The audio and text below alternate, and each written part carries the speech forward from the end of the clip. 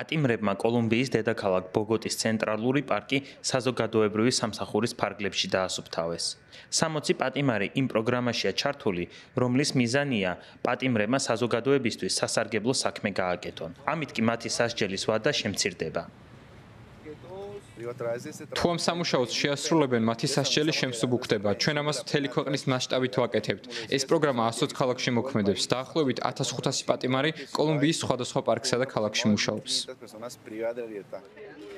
პროგრამაში ჩართული პატიმრები ამბობენ, რომ კმაყოფილები არიან ეს შესაძლებლობა რომ მიეცათ. ძალიან ბედნიერი ვარ, რომ აქ ვარ. ეს მწუხარების სრემლები აღარ არის, როგორც ეს ციხეში იყო. ეს არის სიხარულის და ბედნიერების სრემლები. ჯერ კიდევ არიან ადამიანები, რომლებსაც მეორე შანსი სჯერათ.